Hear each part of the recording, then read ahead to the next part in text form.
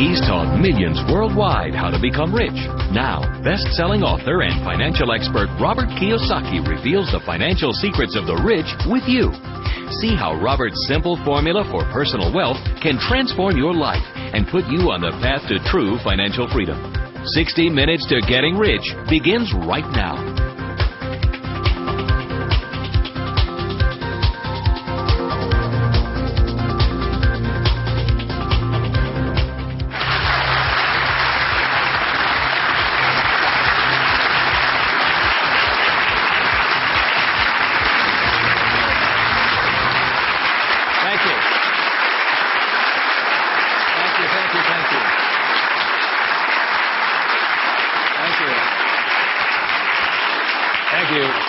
You're very kind. Thank you very much. First of all, thank you for coming here this morning. And some of you came from some great distances.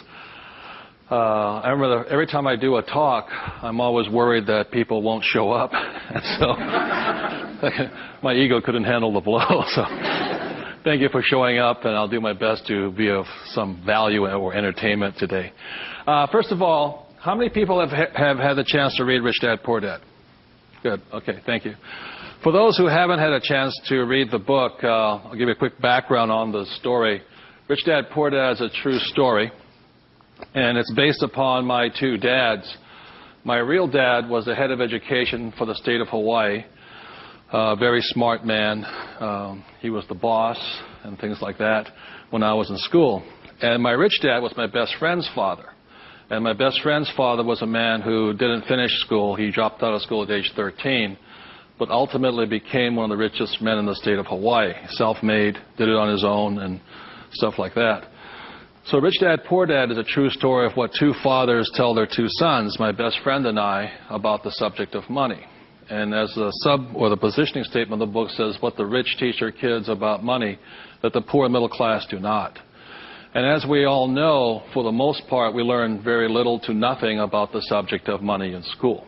And so what we learn about money oftentimes is handed down from parent to child. And those are the ideas that we have relative to the subject of money.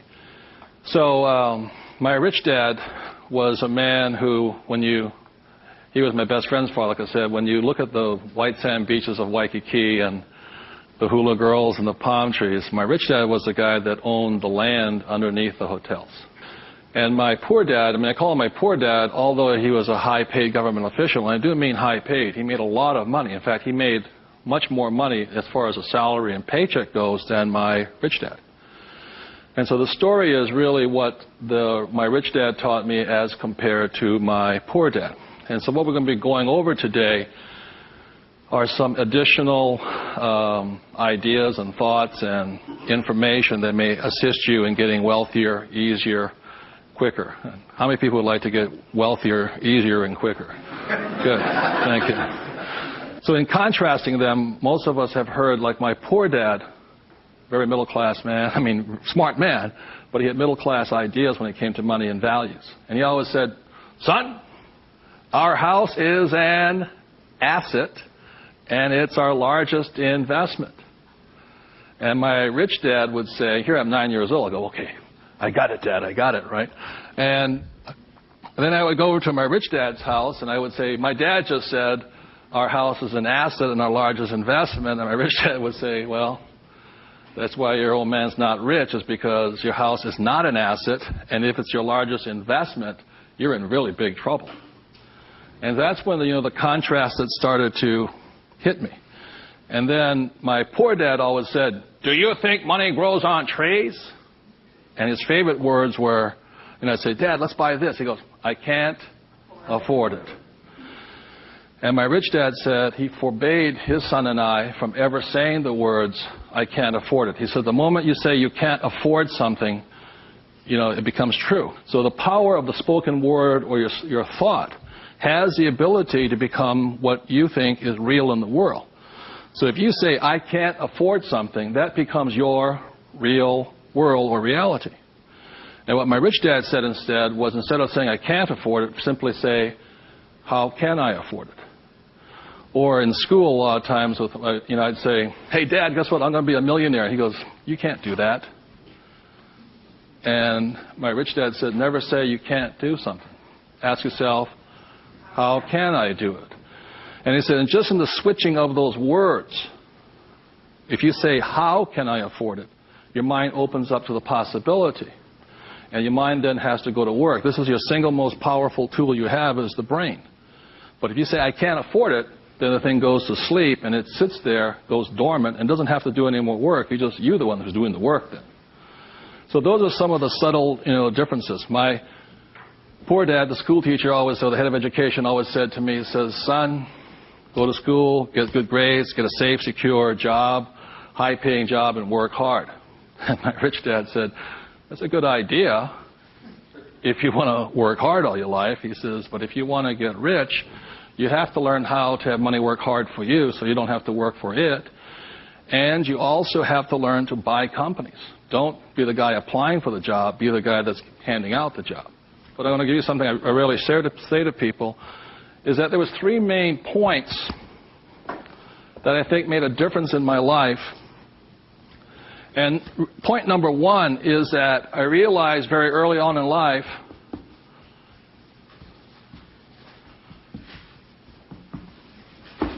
money is a what? Idea. It's whatever you think it is.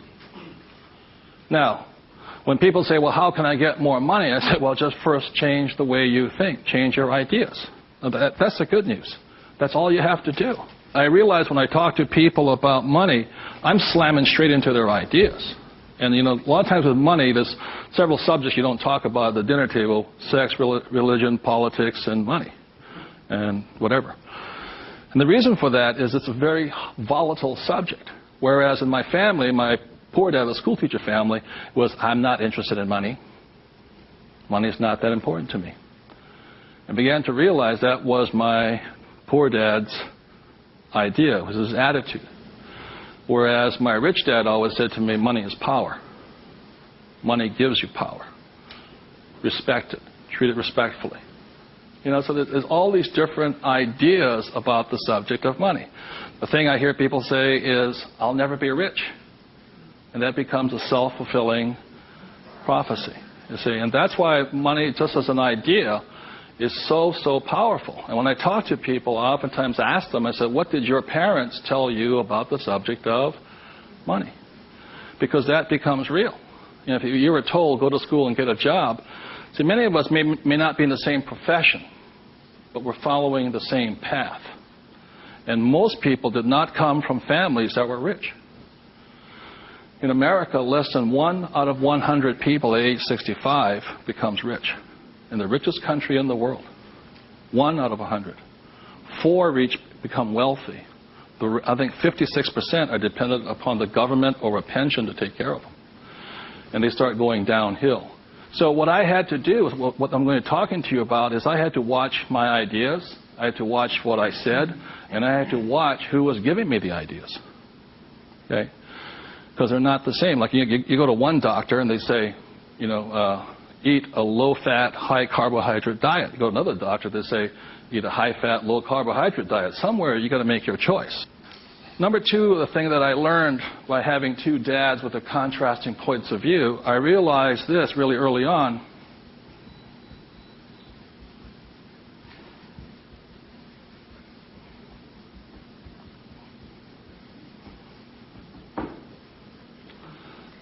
I realized that money doesn't make you what? Rich. Because my poor dad made more money than my rich dad. So I think one of the biggest mistakes we've been going into is a lot of times people actually think if I win the lottery, then I'll be rich. Or if I go to Vegas or gamble or my luck changes, then I'll be rich. It has nothing to do with it. Money is a very powerful tool, as my rich dad used to say. If you use it well, it'll make you richer. If you abuse it, it'll make you poor. So one of the big things that my poor dad made the mistake of saying, he always thought that if he got a pay raise, that would solve his money problems. And the trouble is, every time he got a pay raise, he got bigger problems. So it made him poorer and poorer the more money he made. Does that make sense, you guys? That was a very big problem with him. And then the third thing I realized by having 2 dads and having 2 contrasting points of view was that there's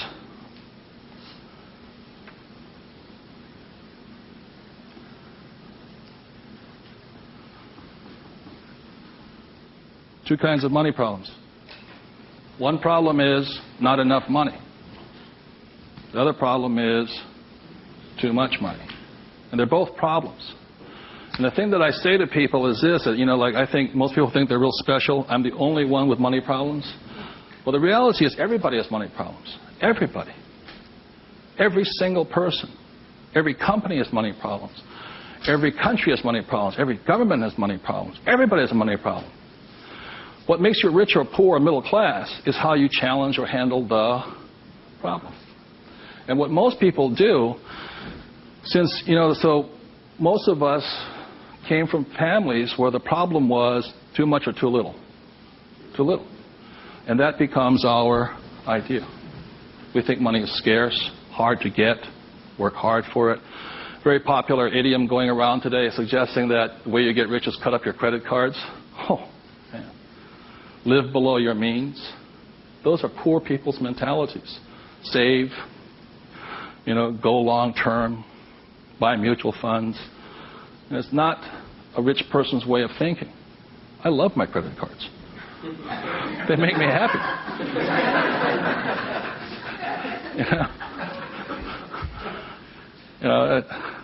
I drive, he says, drive a cheap car. I don't look good in a cheap car.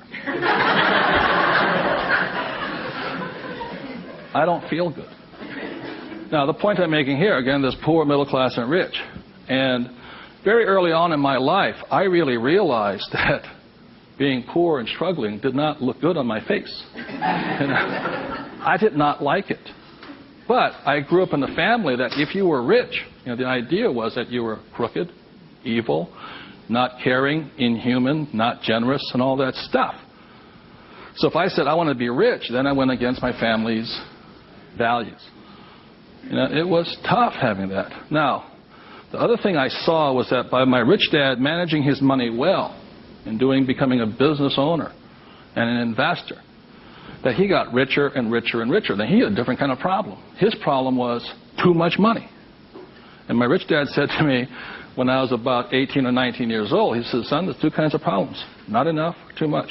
Which one do you want? And at that point,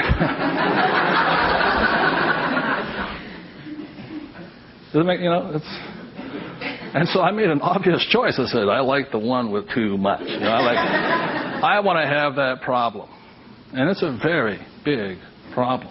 So knowing these three different things, I could make different distinctions and different choices in my life. The big point I want to make today is that money comes down to fundamentally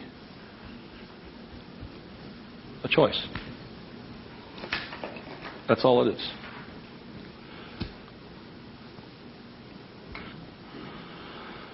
And so, as a young boy having two dads starting at age 9, I had to make a choice of which dad I was going to listen to. And it was a tough decision. Really, really, really hard because I love both men. Both men were big men. If there was a role model that they filled, they were tall, and they acted like John Wayne or Robert Mitchum, not Pee Wee Herman. They were big, strong, powerful, good, honest, hardworking men. I love them both. But their ideas were almost polarized, completely opposite. And that's why in Rich Dad, Poor Dad, in the book, I write that Robert Frost's poem, I think The Road Less Taken or The Road Less Traveled, I had to make a choice of which one I was going to listen to, which one was I going to follow down the path. And I made that choice. And it was a hard decision because I had to go against my whole family's culture, beliefs, and they're all school teachers. When I came back from Vietnam, they said, I got my bachelor's degree. I got that Bachelor of Science. They said, now, son, you are going for your master's, aren't you? I said, I kind of doubt it. He said, but you won't get a good job. You get a better pay raise if you have a higher degree. I said, I'm not going to get a job. And it's hard. You sit at the dinner table and there's no conversation, Well, you going to get your doctorates? I said, well, if I'm not going to get my master's, I don't think I'm going to get my doctorates. Yeah, but you get a better pay raise. They came from the government model that it was not what you did, it was how high, what your degree was that you got paid by. And that's their reality. It's not my reality. So I had to make a choice. And the thing I say to people is that in many ways I'm more like my poor dad. And when I retired in 1994, sold my company and all this, I was set for life. I realized that I'd been too much like my rich dad, and that I wanted to run the second half of my life more like my poor dad, but I was going to teach people what my rich dad taught me. And that was a decision I made. But the thing is, it's a choice. And my propensity, my natural inclination, my genetic makeup, my mental makeup is more to be poor. I have to fight my natural inclination to go for job security, to play it safe, save money, invest for the long term, all that other rot my father believed in. The point I'm making here is this. Every morning I get up, I still make the same choice. Every morning I get up, I make the choice. Do I make the choice to be poor, middle class, or rich? And we all have that choice. We have to, as individuals, make that choice. By the end of my talk today, you'll find out how easy it is to become exceedingly wealthy. But it's just a choice. Okay? So my intention is to maybe shake some of your core values. Think about the way you think, change the way you think. You may want to make some new choices and things like this. That's my purpose. So what I'd like to ask you to do is you find a partner. I'll give you about 30 seconds. And you can just talk it over. You talk about what your parents taught you, what choices you had. But more importantly, talk about this subject here. It's just an idea. What were some of the ideas you got from your family? The idea that you think you work harder and make more money, will that make you rich? I don't think so. And there's only two kinds of money problems. Which one do you want? If you're sitting by yourself, break out a notebook and just write down some of your thoughts. Because really, it's just your ideas that cause you to be rich, poor, middle class. So we take about 30 seconds and discuss with the person next to you some of these ideas. Thank you.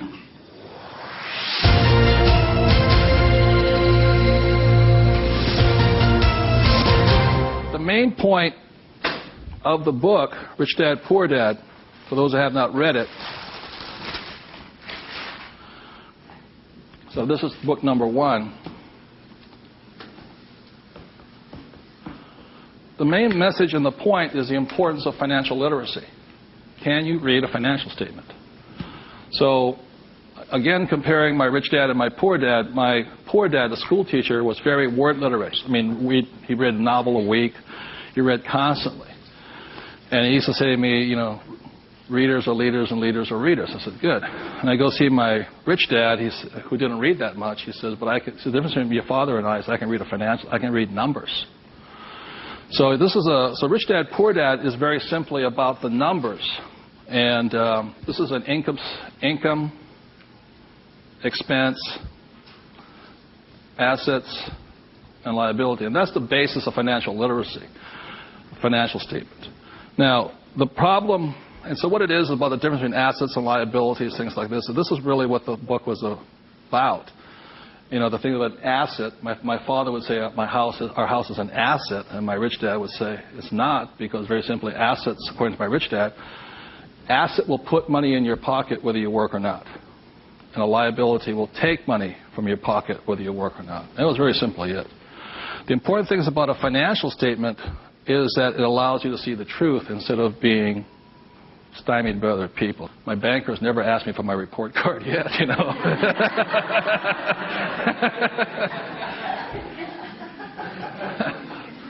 And what your banker asks for is your what? Financials. Because what a banker wants to see is your financial intelligence, not your academic intelligence. And both are important. Academic intelligence is important, forever. But so is financial intelligence. So my rich dad said your financial statement is your report card once you leave school. And the problem is 99% of the people leave school and they don't have a clue what a financial statement is, much less what a checkbook is. They know credit card, but they don't know much beyond that. And so they're easily swayed with the idea your house is an asset. And that's what gets them in trouble. They can't tell the difference between an asset and a hole in the ground. So that's a big problem there. Okay?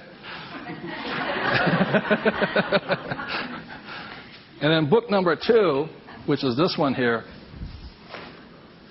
was the cash flow quadrant. Quadrant means 4. And the quadrant was the 4 people that make up the world of business. E stands for employee, S stands for self-employed, B stands for business owner, and I stands for investor. So my poor dad always said to me, son, go to school and get a job. So he was programming me to come here. But I kept saying, but I want to be rich. My mother says, yeah, don't listen to your dad, My mother was a nurse. And she says, if you really want to be rich, you should become a doctor. They make a lot of money. So my mother was saying become, specialist, self-employed, or small business owner, independent. You hear people say, if you want to be successful, get a profession. Something you can fall back on. Become a plumber, electrician, attorney, accountant. Something you can fall back on. Because these guys are the smart guys. These are the people that become doctors, lawyers, accountants, and they're really the brains of the class. My rich dad said to me, Robert, you make a lousy employee. You can't follow orders. You don't like sitting still. And you're not very smart. I said, right. He says, you'd be very good over here. He says, but these guys aren't that smart. And that's the truth. That's why some of the richest people on earth are over here, because they're not smart. But they know how to surround themselves with smart people. And that's one of the biggest differences. And the other part is the investor. And the investor uses a different mentality, different emotions. The investor wants their money to work for them. And their words are, what's my return on investment? How soon do I get my money back? See, most people have the money in a 401k. That's not an investment plan. It's a savings plan. An investor would not do that because it ties that money up too long. I want my money in and I want my money out. I want to know when it comes back to me. It's called velocity. How soon do I put it in? How soon does it come back? Savers put it in and they leave it there forever. It's a different value system. My rich dad said, you always tell an employee by their words. They use the same words all the time. He said an employee will always say, I'm looking for a safe, secure job with benefits. Always. My rich dad also said you can always tell a self-employed person because they'll say such things as, I'm going to charge you 6% commission, like a real estate salesperson, or $100 per hour, or I'm going to charge you for the job by this much. So they go, for these people, time is money. And the business owner, what they say, I'm looking for the smart people, best people. I'm looking for the best system. They don't, because they want to move on and start another business. They want to have multiple corporations. Very big difference. And an investor says, I want an ROI. Now, the theme song for the self-employed, the difference between a small business owner and a big business owner is very simply this. A big business owner, if they do the job right and build a company, they can leave. And when they come back, the company's doing better without them, more profitable because they have the bright people running it. A self-employed or a small business owner, if they leave, the income goes where? Down. Or if they have employees, they just ferret out they just take everything falls apart. So that's the difference. And also the difference between an S and a B is the size of their ideas. Like a lot of times I meet people come up to me and say, I want to start a hamburger stand. One hamburger stand, Whereas the same guy named Ray Kroc comes and says, I'm going to build a hamburger stand all over the world. Difference in vision, idea, and leadership skills. They're very, very different people. And the reason they're different is because emotions. This person here values, it's fear, so they want security. Security drives them hard. So they're fearful. This person over here is lack of trust. And these guys, they're highly specialized. They're also the most satisfying, because they have their own time, their own life, and all this. They're very happy this way. But it has its limitations also. And generally, these people are limited to about $500,000 a year max in here, just because time is money. Over here, it goes unlimited, how much you can earn. So there are very, very big differences in the thing. The investor here, their thing is they're neutral, emotionally neutral. In other words, what that means is they don't care if you're winning or losing.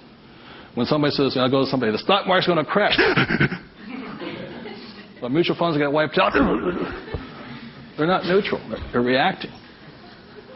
A true investor doesn't care if the market goes up or the market comes down because they're going to make money either way.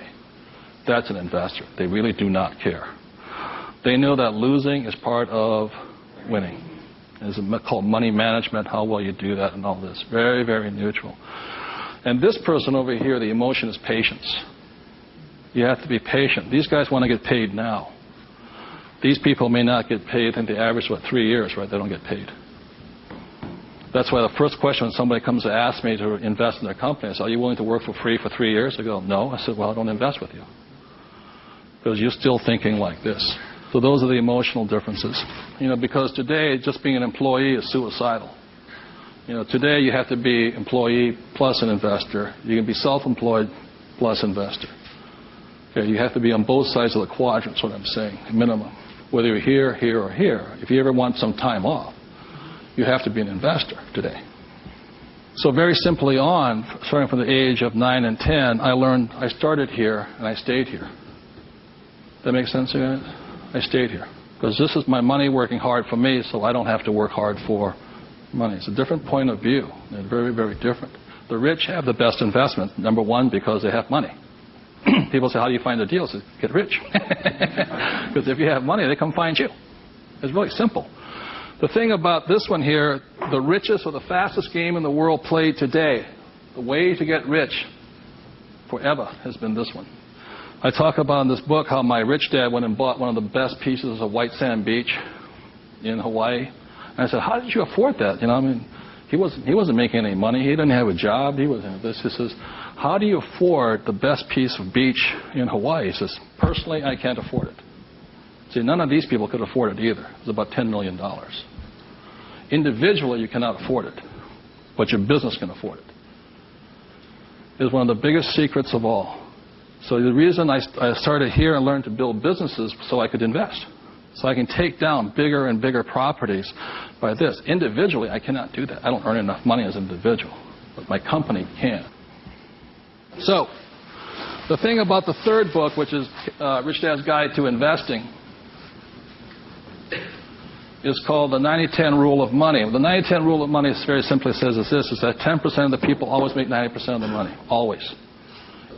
That's a very big part of it. And a big part of the investment book is how do you take your idea, build a business around it, and take your business public. So the reality, as I know, is every single one of you sitting out there in the audience, you have an idea that can make you exceptionally wealthy beyond your wildest dreams. Every one of you is creative enough to have an idea. The trouble is, when you went to school, they didn't train you to be a business owner. They trained you to be an employee working for the rich.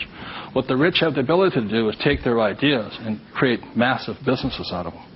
So you have your business, which does your investing for you. And the tax laws are written in your favor investing through a business.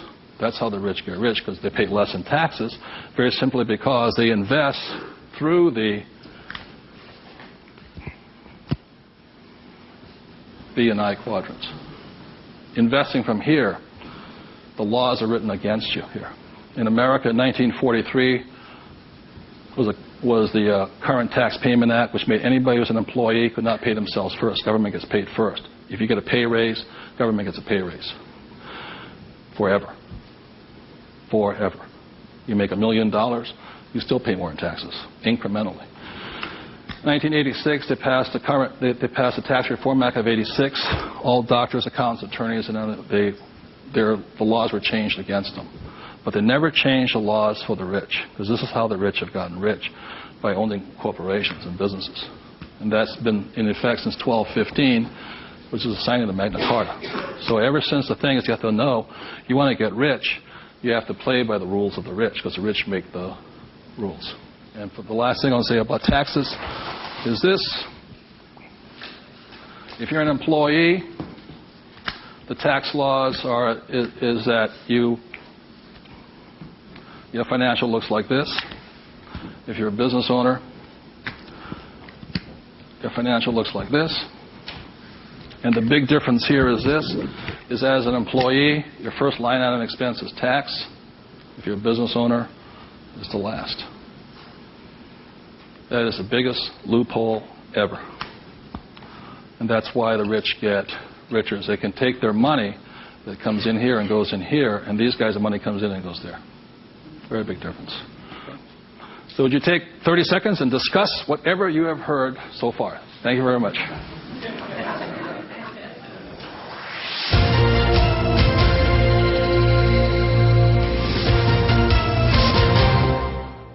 one of the ways I understand that money does not make you rich, when I was in my 20s, late 20s and early 30s, I became a millionaire. And it went straight to my head. You know, when you have money, you think your IQ goes up. And in reality, your IQ goes down, you know. And it was fast cars and even faster women. And I was a millionaire. I was a bon vivant around Waikiki. Now, I don't regret a thing. It was a lot of fun. But the more money I made, the more stupid I became. Anybody ever had that problem? So that's how I learned. I made a lot of money, and it made me instantaneously poor because I still had poor habits here. You see this right here? This is financial literacy or financial intelligence. If you cannot read a financial statement, you cannot tell what's happening. You cannot read. And what you don't see here is how the rich make more and more money because of this one little loophole here. You know, that's my account. You know, over here you hit 335,000 in income, and your tax rate keeps going up. Over here you hit 335 in income, income rate, tax rate goes down. The laws are written for the rich by the rich. Period. So very quickly I'll go into a financial statement, and this is the basis of wealth here.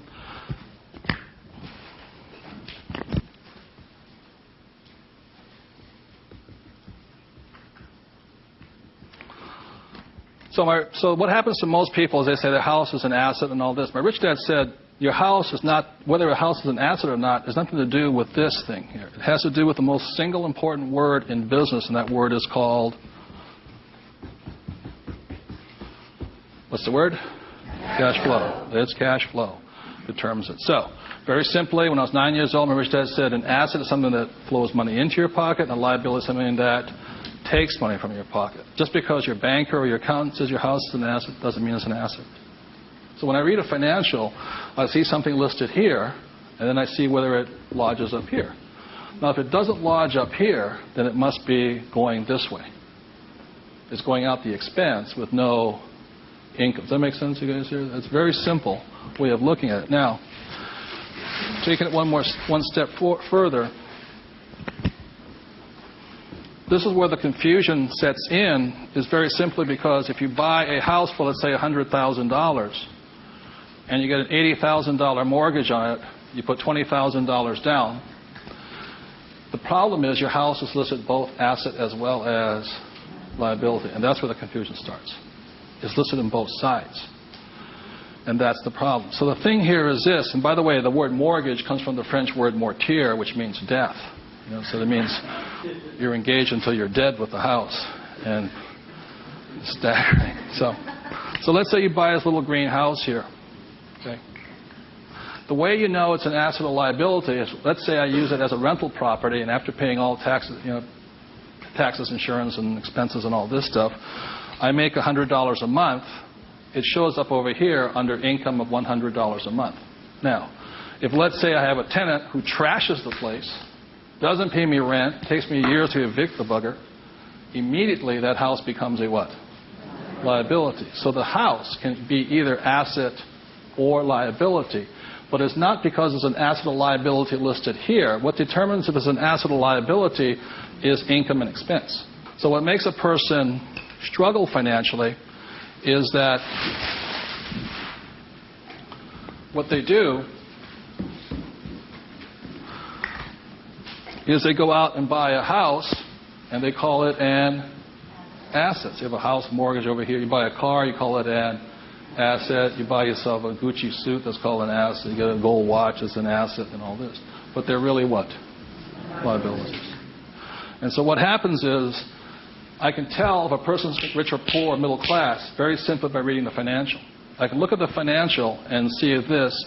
If money's coming in and money's going out, this is the cash flow pattern of a poor person. It's not how much money you make.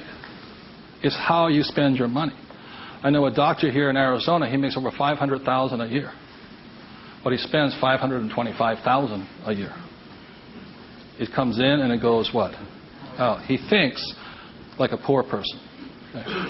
The average middle-class person, because they have a job and the bankers like people with jobs and all this, they get all this stuff. This is their cash flow pattern. They have huge long-term liabilities. They're illiquid. Okay? And this is the cash flow pattern of the great middle class who think they're rich. My rich dad said, just because you live in a big house, have a nice car, and wear nice clothes, doesn't mean you're rich. You could be broke, more poor than the poor person. So the difference was, for me, was that I spent my life learning how to acquire assets. So I don't need a job.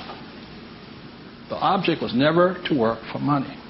It was to learn to acquire assets that put money in my pocket, either stocks, bonds, real estate, businesses. So this is the cash flow pattern of the rich. The way to find out how rich you are is this. If, let's say you're married, husband and wife. If the two of you stop working, what happens? See, if my wife and I stop, income still keeps coming because it's not dependent upon us working. The average person, all their assets, they realize if they stop working, are really liabilities. As my rich dad said, assets feed you if you stop working, liabilities eat you. And the reason they can't stop working is because the liabilities eat them. So the definition of wealth is how long can you survive without working? And it's measured in days or years in time. So when I retired in 94, my wealth was infinite. In other words, I always had more than enough money coming in that was greater than my expenses. And that's a way of thinking. Would you please take 30 seconds to discuss that thing on cash flow? It's cash flow that determines if you're rich or poor, okay? Thank you.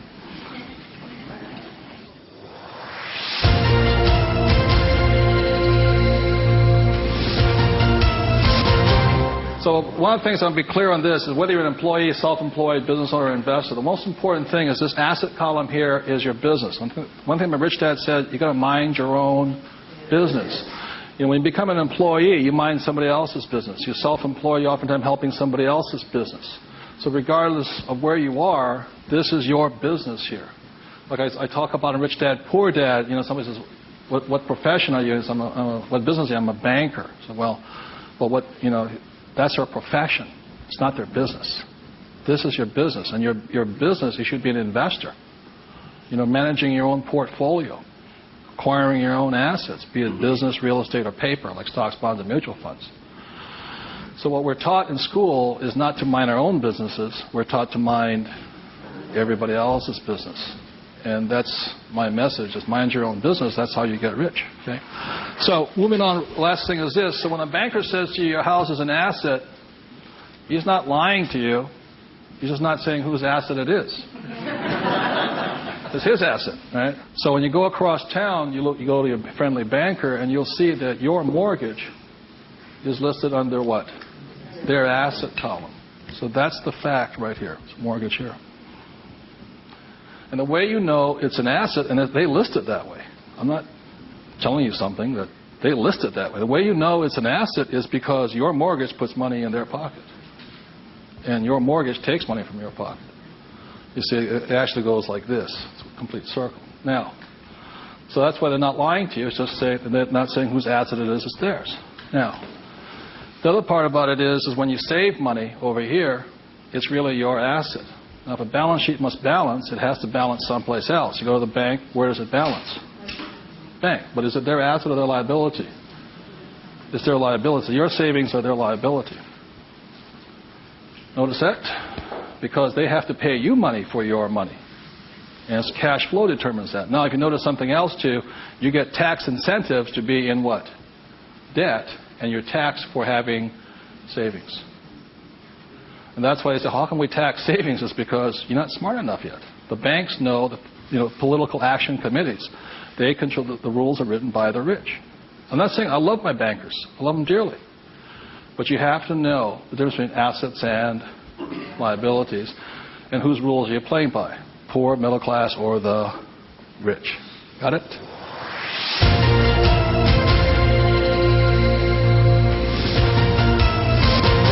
I'm going to talk about a subject that's getting nearer and dearer to many of my peers' hearts lately.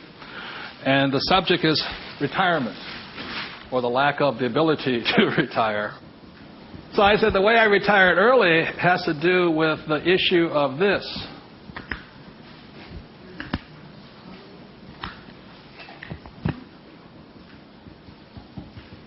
Debt versus what? Equity. The reason I could retire early was because I'm in debt. I borrowed my butt off to retire early. The average person is going to take to 65, 75 as long as possible because they're trying to retire on what? Equity. In other words, they're going to try and use their hard-earned cash to retire, where I would rather use the bank's money to retire. So I am in debt up to my eyeballs. Because the reason is and I know some of you out there, because I'm sure some of your parents told you to get out of what? Debt. Well, that's not that intelligent. Because you have to know there's good debt and what? Bad debt. And most people are loaded with what? Bad debt. And if you want to get rich, load up with what? Good debt. And the question I asked those bankers, I said, let me ask you this. How long would it take you to save $1 million? I'll ask you guys, how long would it take you to save $1 million? A couple of years at least, right? Yeah. How long does it take you to borrow $1 million? About 10 minutes. If you have good financials. And that's the difference. And that's the price people pay for not being educated in this world, to think that they have to work hard, save money, and finance your retirement on equity. I'd rather do it on debt. And the way I do it on debt is my banker will always lend me money on a thing called real estate. Always. They will not lend me money to buy stocks, but they will lend, even if it's, Bank of, what stock, their own stock, they won't lend me $1 million for 30 years at 8%. But I find a commercial building, $1 million, 8%, 30, they'll all day long. The thing that scares me right now is never have so many people in the history of the world bet their retirement on the stock market. And they've bet real money. Am I correct? And trust me, the market will crash. Always has and always will. Now, those taking deep breaths right now, because you're not, because that should be good news. Because if it crashes, that's when you get rich.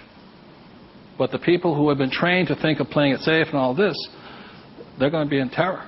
Completely different point of view. So the point I'm making here is this. One of the reasons I wanted to get educated, understand cash flow, play the game, was just so I could borrow money faster. When my poor dad always said to get out of debt. Debt was bad. So I just called, I just called my broker down the street here. I said, I need 2.4. He says, come in and sign the paperwork. That was it. 2.4 million, just sign. Now, because I can take that money and make 10 million out of it, the average person will go on vacation with it. Or buy a big house or buy a boat. It's called fiduciary responsibility. If you can prove you know how to manage your money and you have the good financials, plus you have a couple of million in cash, they'll lend you all the money you want. Because they know my problem is too much money. And the reason I buy real estate is because I get more tax breaks. The real estate is a game of the rich, not paper. It's a really interesting world.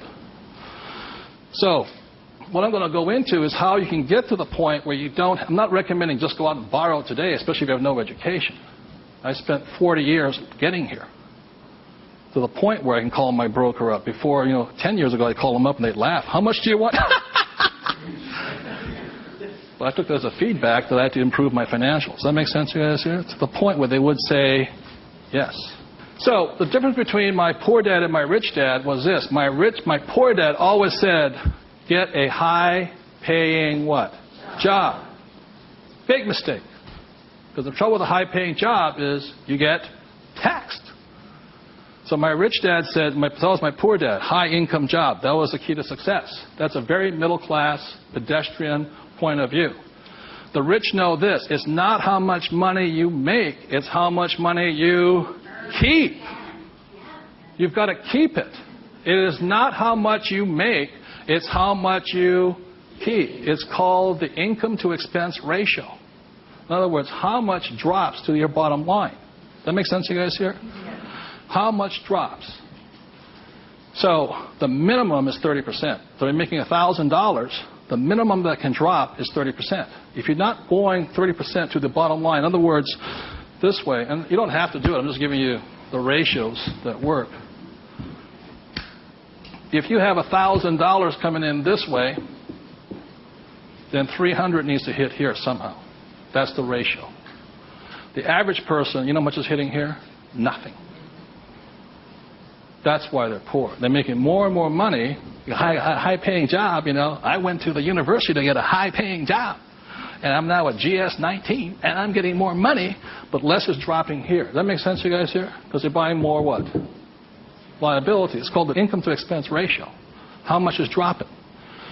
That's what counts. I listened to Sir John Templeton. He said when he first got married, for every 1,000 that came in, 500 hit here. That's what makes the rich rich. It's not how much they make. It's how much they keep. It's a matter of focus. And my poor dad always said, I'm making more money. My rich dad says, I'm keeping more money. Big difference. Huge difference in long-term wealth. It's how much is hitting this here. So the thing I have is an exercise that will prove that anybody can be rich. And when I was a little kid, my rich dad gave me one of these. He gave me 3 of these little things. They're called what? Piggy banks. So if you want to get rich, go out and buy 3 of them. Okay? 3 piggy banks. That's all it takes to train yourself to think to be rich. Now, for every piggy bank, so you have 1 piggy bank, 2 piggy banks, 3 piggy banks. 1 is for saving, 1's for investing, and 1 is for tithing or charity. Very important to give. The decision you make today, I'm talking about choices. You can say, well, that's too simple, But the choice you make is for the rest of my life, or for the next 90 days, whatever you can handle, how much am I going to put in each bank every day? Not once a week. Every single day. Because what you're training is your brain to think like and act like and be like a rich person. You're dropping it to the bottom line. So, let's say the most you can handle today, given your horrific financial brilliance, is $1. Good. Now, I don't care the dollar amount, but I do care that you do it. So it's like going to the gym and saying, today I look like a sumo wrestler, but tonight I'll look like Arnold Schwarzenegger. It's not possible, It's not going to happen. So how many people right now could say for the rest of your life, with 3 piggy banks, you'll put $1 a day away per bank? Good, right? And everybody can do it. But the problem is, most people won't. And that's the difference. But once it hits your piggy bank, it's yours for the rest of your life. You pass it on for generations. That's what the rich do. The middle class finds some cheap and tacky excuse to break the bank. Am I correct? I got to spend this money. That was my poor dad. Well, if I make more money, I'll get a pay raise next year. Government, be a GS-19.5. But they kept breaking the bank. Now, it has nothing to do with the dollar amount. It has to do with the habit, the way of thinking, that this is more important to me than eating. It's more important than my kids' clothes. More important than everything else is this. This is first. So start with $1. Everybody can do that. All it is 0 to go to 10. Now, at this point, people say, well, that's not that tough. Try $10 a day. Then you see some heartbeats.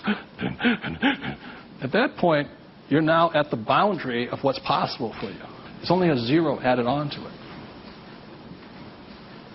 And you want to spend it.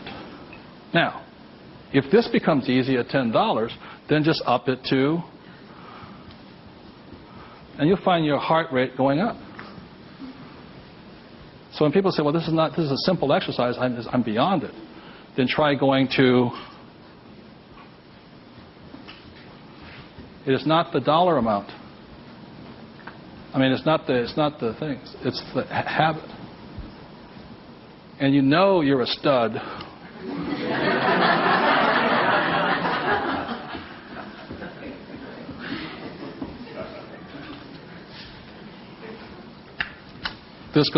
This never spent.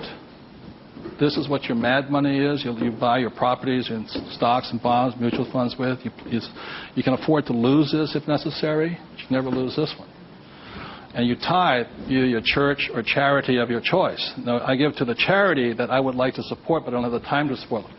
So you put your money where your body would be. Does that make sense to you guys here? My rich dad gave it to his church. My poor dad gave nothing. He says, when I have the money, then I'll give it. That's why he was poor. The next point here is that my rich dad always believed in job security. My poor dad, job security. And my rich dad believed in financial security. So the way you get financial security is, again, via these three things. This is the basis of it. Savings, investing, tithing. So the way you get financial security is start with this, and then I start investing with this. Does that make sense? My investing account, this is when I have my fun. I play with that money.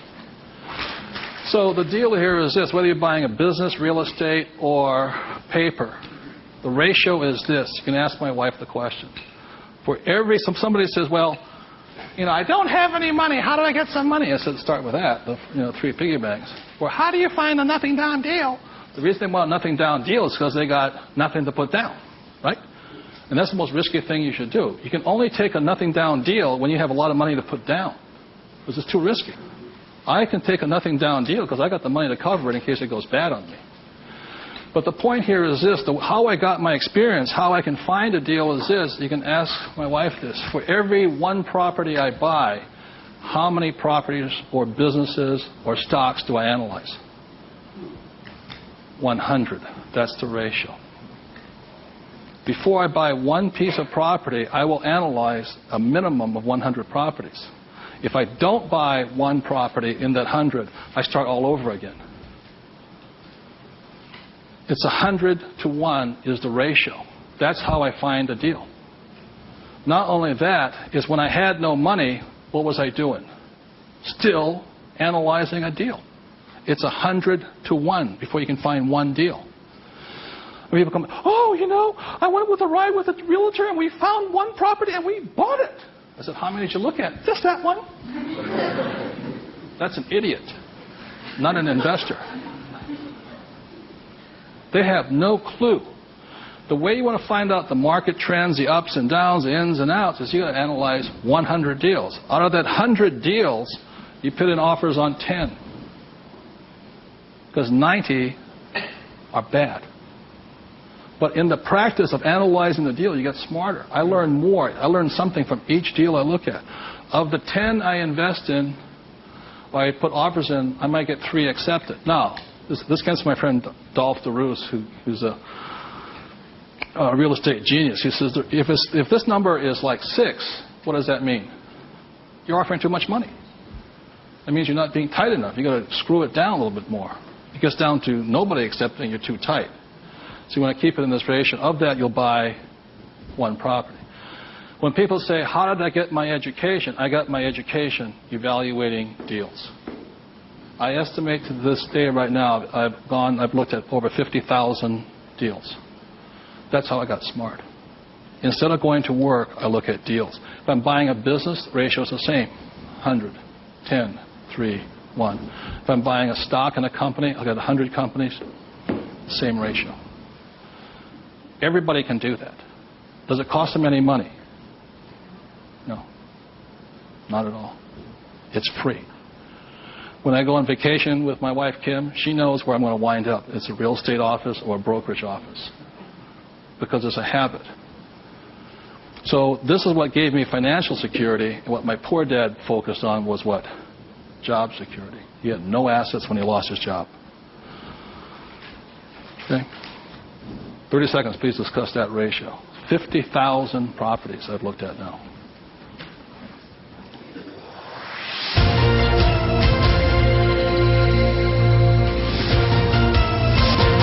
I'm going to do one last thing that, in my experience, keeps most people poor or struggling financially. So remember the 3 piggy banks? That gives you the money. Doing this, 100 deals. The reason I don't have a job is because it interferes with looking at deals. I don't want to do that. I'm looking at a deal constantly. That's the people that work with me constantly. That's all I'm doing is tracking down deals. It's a waste of time to work. I don't get rich. So that's the thing. The second part is most people don't have the time to spend the time to get rich. They're too busy working for the money. And the third part is most people say it's risky or it's fearful or they chicken out. They see a deal. Even if they see it, they back out. And I've seen so many people do it. And the reason for that is because if this is an iceberg, okay, most people, they say, I'm going to get the 3 piggy banks, I'm going to look at 100 deals, but it comes time to put the money, we call go hard on the dollar. Got to go hard. If this is your conscious mind, let's say, this is your what? Subconscious. Money, sex, politics, religion. This thing takes over. I have seen people go, hey, I might lose money, when the stock market crashes, and when this is bad, and I'm going to call my accountant, my attorney. This talks. I see him walk away from it. Well, I'll think about it. It doesn't cost you anything to buy a piece of property. Nothing. It costs nothing. It's called you put an option down on it. I sit there and say, well, you got $1 million? I said, here's a $20,000 check. Don't cash it for a week. I'll see you. I option it. Same as in the stock market. Option. I don't use the thing. It doesn't cost you any money to buy a piece of property. But people will talk themselves out of it. Instead of interacting, these guys are reacting. And it's really tough here in Arizona, or you don't know what it's like to be in New York. I'm going, it doesn't make any difference, because the problem is between your ears. Because the fears come up, they start talking. You can't talk to these people at that moment. They're like,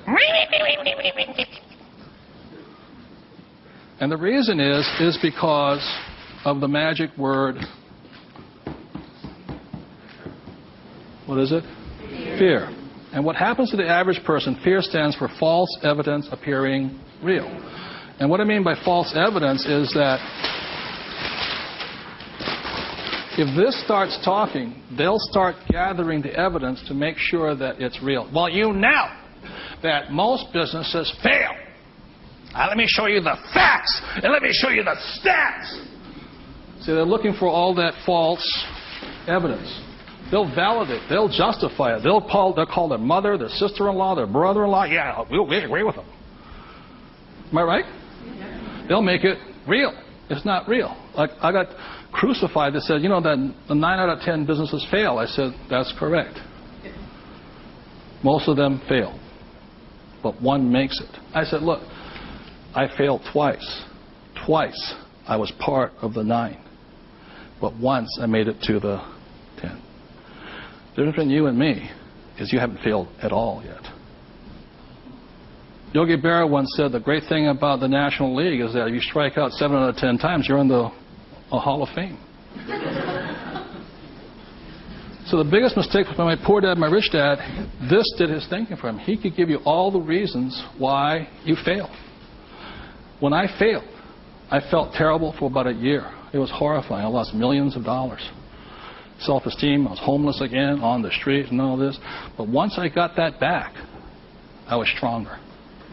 Then I failed the next time. A little bit. 6 months, depression. Third time I hit it. Difference is my poor dad said, you failed. My rich dad says, you haven't failed enough. There is a difference. And my rich dad also said, failure is part of success. People who avoid failure also avoid success. So your biggest expense is not what you spend. Your biggest expense is the money you're not making because you're afraid. So the thing that my rich dad taught me very early on, called fear.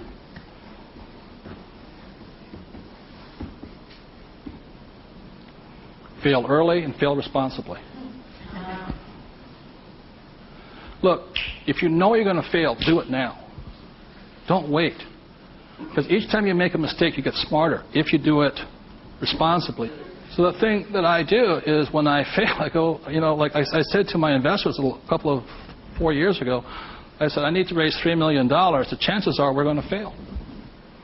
And if you can't handle the $50,000 shot, don't put your money in here. There's a good chance I'm going to fail on this one. So people left the room, and I got more money because I was forthright with them. I said, if I lose it, I'll tell you I lost it, and I'll tell you the next deal. But failure is part of the process. So the thing that I say to people is fail early, correct, but fail small.